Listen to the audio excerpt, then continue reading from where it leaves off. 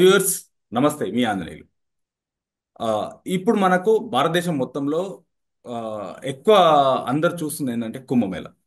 కుంభమేళ గురించి ఇప్పటి వరకు మనకు తెలియని వాటి గురించి మన గురువు గారు, బాబాజీ గారు ఇప్పటి వరకు మనకు తెలియని విషయాలు అక్కడ నుండి ఎన్నో తెలియడం జరిగింది. ఆ వీడియోలు మీ ముందు తీసుకోవడం జరిగింది. కుంభమేళలో సాయి స్నానాన్ని ఆచరించి 10 రోజులు కల్పవాసాన్ని అధిగమించి మన తెలుగు రాష్ట్రాలకు విచ్చేసిన మన ప్రభాకర్ యోగి గారికి స్వాగతం, సుస్వాగతం. ఆయన ఆయనని అడిగి కొన్ని విషయాలు, అక్కడ ఏం జరిగింది, ఎలా జరుగుతుంది, ఎలా ఉన్నారు, అఘోరాల సిచ్యువేషన్ ఏంటి, అక్కడ ఆయన చేసిన కార్యక్రమాలు ఏంది, ఇంకా అక్కడ వాళ్ళు అఘోరాలు, సాధువులు, సంతులు చేస్తున్న కార్యక్రమాలు ఏంది, వాటన్నిటి గురించి మన బాబాజీ గారిని అడిగి ఒక్కొక్క విషయాన్ని క్లుప్తంగా తెలుసుకునే ప్రయత్నం చేస్తాను. మీకు కూడా ఆయన నోటి ద్వారా మంచి మంచి విషయాలు అందించే ప్రయత్నం చేస్తాను. నమస్తే బాబాజీ. నమస్తే. బాబాజీ అక్కడికి ఓం శ్రీకృష్ణాత్మజం భానుం సహస్రకిరణోజ్వలం సర్వరోగహరం మిత్రం సూర్యదేవముపాస్మహే. ఓం శ్రీ గురుభ్యో నమః. చెప్పండి, బాబాజీ, మీరు అడగండి. ఆ కుంభమేళకు వెళ్ళొచ్చారు. అక్కడ నుంచి మాకు వీలైనంత వరకు మాకు కొన్ని పంపించారు. అది మన ప్రేక్షకులకు కూడా చూపించాము. యాక్చువల్లీ అక్కడ ఎలా ఉంది, ఏం జరుగుతుంది, అఘోరాల సాధువులు ఎలా ఉన్నారు, మీరు ఏం చేశారు, మన తెలుగు రాష్ట్రాల కోసం మీరు ఏం చేశారు, ఇంకా ఏం చేయబోతున్నారు, మళ్ళీ ఇంకా ఉంది కదా ముందు ఎలా ఉండబోతుంది. మీరు అక్కడ కొన్ని మీడియాలతో మాట్లాడడం జరిగింది, కొంతమంది నేషనల్ మీడియాలతో మాట్లాడడం జరిగింది. వాటన్నిటి గురించి మా ప్రేక్షకులు మీ నోటి ద్వారా. ఇప్పుడు నేను తెలుగు రాష్ట్రాలకి ఇప్పుడే ప్రవేశిస్తూ ఉన్నాను, ఆన్ ద వే. ఇప్పుడు కారులోనే నేనున్నా. ఆన్ ద రోడ్ పక్కకి ఆఫ్ చేసి మీకు ఇంటర్వ్యూ ఇస్తున్నాను. థ్యాంక్ యూ ఇంకా వెరీ మచ్. పూర్తిగా నేను తెలుగు రాష్ట్రాలు ఈ అడవుల ద్వారా నిన్న మొన్న స్నానం చేసి ఒక్క రోజులో మరలా ఇక్కడికి రావడం జరిగింది. ఇక్కడ కూడా మాకు కొన్ని సాధనలు ఉంటాయి. అంటే అక్కడ జరిగేవి, ఇక్కడ పీఠంలో జరిగేవి, అక్కడ ఇక్కడ కూడా మేము ఉంటాం. అక్కడ జరుపుతాం, ఇక్కడ జరుపుతాం.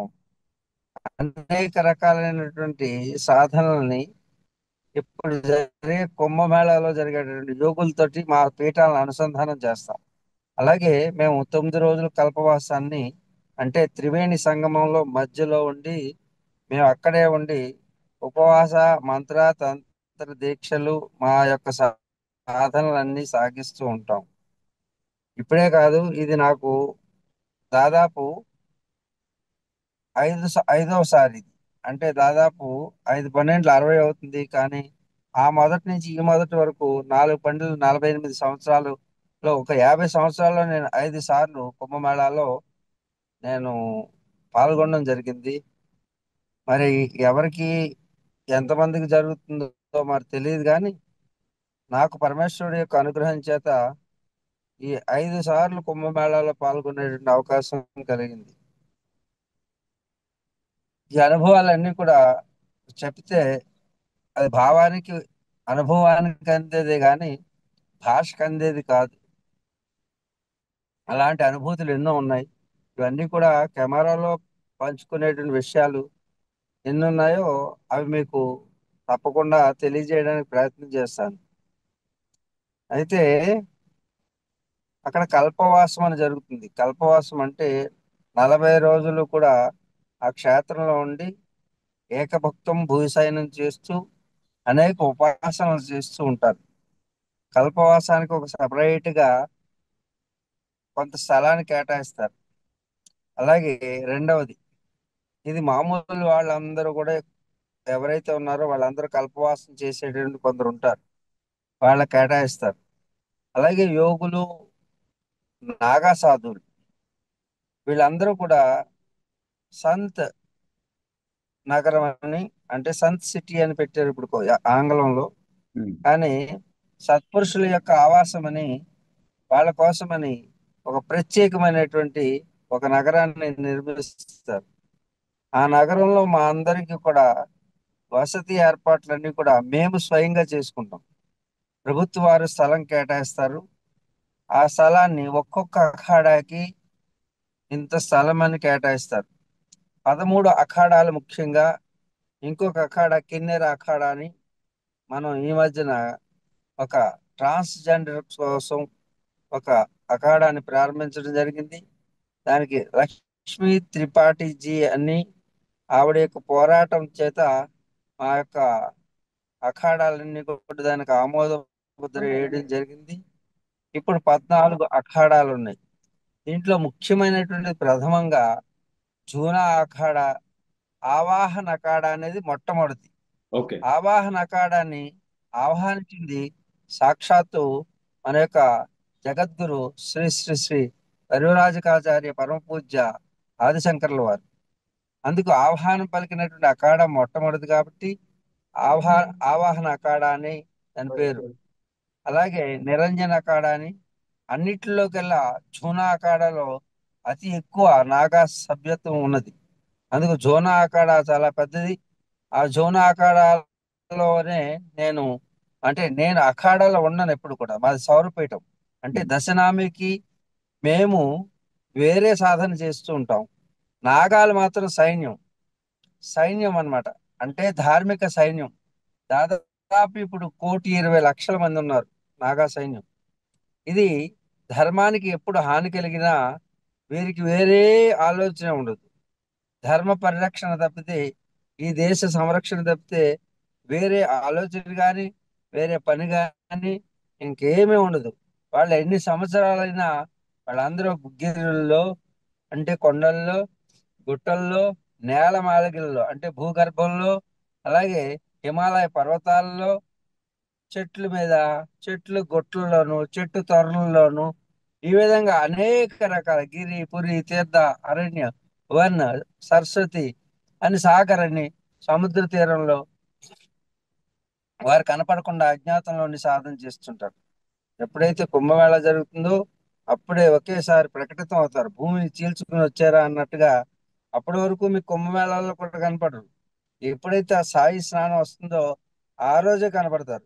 మరలా మీకు మిగతా రోజుల్లో మీరు అక్కడక్కడ పలచ పలచగా వాళ్ళు ఆవాసాలు ఏర్పాటు చేసుకుని ఉన్న వాళ్ళే కనపడతారు, కానీ ఇన్ని కోట్ల మంది ఒక్కసారి కనపడరు. వీళ్ళందరూ ఎక్కడికి వెళ్తారు? ఉమ్. ఎక్కడి నుంచి వస్తారు అంటే అదృశ్య రూపంలో వస్తారు, మరలా అదృశ్యం అయిపోతారు. వీళ్ళందరితోటి కూడా నేను ఇన్ని రోజులు నేను దగ్గరుండి ప్రతి ఒక్కరిని కూడా అంతర్లీనంగా జరిగేటువంటి ప్రతి ప్రక్రియలోనూ నేను పాల్గొన్నాను. వాళ్ళు కూడా నాకు మంచి అవకాశం ఇచ్చారు. ఎందుకంటే నేను ఒక పీఠాధిపతిని కాబట్టి మాకు ఎప్పటి నుంచో 40 సంవత్సరాల నుంచి పరిచయం ఉండబట్టి వారందరితోటి అన్ని అఖాడాలతోటి కూడా నాకు సత్సంబంధాలు ఉన్నాయి. సత్సంబంధాలు ఉన్నటువంటి అతి తక్కువ మంది అంటే సౌత్ కి నార్త్ కి మధ్యలో ఎవరు ఉండడం లేదు. ఎందుకంటే వారి భాషకి వీరి భాషకి మధ్యలో వ్యత్యాసం ఉండడం చేత వారి భావం వీరి భావం, వారి సాంప్రదాయం వీరి సాంప్రదాయాల్లో కొన్ని తేడాలు రావడం చేత ఒకరికి ఒకరు కలవడం అనేది ఎక్కువగా జరగడం లేదు. మన యొక్క ఉత్తర భారతదేశం నుంచి దక్షిణ భారతదేశం వేరుగా కనపడుతుంది అన్ని విషయాల్లో. అందుచేత వీరందరినీ కలిపేటువంటి ఒక ప్రక్రియను నేను పెట్టుకున్నాను. ఆ ప్రక్రియ పేరే ఏషియా. ఏషియా అంటే మనకు కూడా ఒక అఖాడా కావాలి. మన ఓకే. భారతదేశంలో ఉన్న అఖాడాలన్నీ కూడా ఉత్తర భారతదేశంలో ఉన్నాయి. ఉత్తర భారతదేశంలో ఉండడం చేత యోగులు ముళ్ళు ఋషుల యొక్క సాంప్రదాయం మన యొక్క దక్షిణ భారతదేశంలో ఉండడం లేదు. కేవలం గురువులుగా స్వామీజీలుగా మాత్రమే మనం పరిమితం అవుతున్నాం. హిమాలయ సాధకులుగా హిమాలయాల్లో అజ్ఞాతంలో ఉన్నటువంటి రహస్య సాధనలన్నింటినీ కూడా మనం సరిగా అర్థం చేసుకోలేకపోతున్నాం. కాబట్టి ఈ రెండింటిని అనుసంధానం చేయాలని ఉత్తర భారతదేశంలో ఉన్నటువంటి భక్తి, అలాగే దక్షిణ భారతదేశంలో ఉన్నటువంటి యుక్తి అంటే జ్ఞానము, ఈ రెండింటిని కలపాలి. ఈ రెండింటిని కలిపితేనే కానీ భారతదేశానికి సంపూర్ణత్వం సిద్ధించదేమో అనేటటువంటి ఒక ఆలోచనతో మాకు సిద్ధాశ్రమంలో ఉన్నటువంటి మహాత్ములతో చర్చించడం చేత వారు నాకు అనుమతి ఇవ్వడం, తదనంతరం ఏషియా అనేటటువంటి నామధేయాన్ని, ఏషియా అంటే అఘోరా సనాతని ఇంటర్నేషనల్ అఖాడా, ఇది మనకి ప్రత్యేకమైన అఖాడా కావాలని నేను ఇక్కడ ఉన్నటువంటి అఖాడా యొక్క మహామండలేశ్వరులు అంటారు. వీళ్ళలో కూడా మండలేశ్వర్ మహామండలేశ్వర్ అనేక నాగా దగ్గర నుంచి, నాగా అంటే సైన్యము, సైన్యాధ్యక్షుడు, అలాగే సభాధ్యక్షుడు, ఇలాగా క్యాడర్స్ ఉంటాయి. ఆ తర్వాత మహంత్, తర్వాత శ్రీ మహంత్, తర్వాత మనకి మండలేశ్వర్, మహామండలేశ్వర్, ఆచార్య మండలేశ్వర్ అని ఈ విధంగా మన ఏ విధంగా అయితే అడ్మినిస్ట్రేషన్ లో పంచాయతీ, గ్రామ పంచాయతీ ప్రెసిడెంట్ దగ్గర నుంచి మనకి పైన ఉన్నటువంటి ప్రెసిడెంట్ ఆఫ్ ఇండియా వరకు ఎలా ఉంటుందో ఈ విధంగా పోస్టులు ఉంటాయి. వీరందరినీ కూర్చోబెట్టడం మీరు చూసుంటారు. వాళ్ళందరితో చర్చించడం కూడా మీకు పంపించాను. ఇవన్నీ చర్చలు గత 6 నెలల నుంచి నేను వీళ్ళందరినీ కలిసి చర్చించడం, అనేక వేల కిలోమీటర్లు తిరగడం, వారందరినీ ఒకటి చేయడం, వారిని ఒప్పించడం జరిగింది. వారందరినీ రప్పించడానికి అంటే దక్షిణ భారతదేశం రప్పించి సాగర మేళ అంటే కుంభమేళ తరహాలో సాగర మేళాన్ని గత సంవత్సరం నుంచి ప్రస్తావన చేస్తూ వస్తున్నాను. సనాతన ధర్మం, మన యొక్క మూలాలు, మన యొక్క ఆచార వ్యవహారాలు భారతదేశంలో ఉన్నటువంటి ప్రతి యువతకి తెలియాలంటే తప్పకుండా సాగర మేళ ఆవశ్యకత ఉందని, ఈ సాగర మేళాన్ని 30 కిలోమీటర్లు విశాఖపట్నంలో ఎక్కడైతే కోస్టల్ బ్యాటరీ నుంచి భీమిల్ వరకు ఉన్నటువంటి విస్తారమైనటువంటి ఏదైతే ఇసుకలో తీర ప్రాంతంలో జరపాలనే ఒక సంకల్పం వచ్చింది. తదనుగుణంగా అనేక మందిని, కొన్ని వేల మందిని నేను కలవడం జరిగింది. హిమాలయ యోగులందరినీ కూడా, పెద్దలందరినీ కలిసి ఒప్పించడం జరిగింది. వారందరూ కూడా తప్పకుండా కుంభమేళ ఏ విధంగా జరుగుతుందో ఉత్తరాన, అదే విధంగా దక్షిణాన కూడా కుంభమేళ అలాగే సాగర్ మేళ అనే మీ సంకల్పం చాలా బాగుంది. కాబట్టి బాబాజీ, మేమందరం కూడా తప్పకుండా వస్తాం అని వాళ్ళు నాకు మాట ఇవ్వడం జరిగింది. బాబాజీ అయితే ఇప్పుడు ఇది ప్రభుత్వం వారు కూడా ఇప్పటి వరకు నా పార్ట్ హిమాలయాల్లో పూర్తయింది. దీనికి ఇక దక్షిణ భారతదేశంలో ఉన్నటువంటి సాధు సంతులందరినీ కలవడం, అలాగే మరలా ప్రభుత్వాన్ని ఒప్పించడం, ప్రభుత్వ వారు దీనికి అయ్యేటువంటి ఖర్చు ఇప్పుడు చూశారు కదా.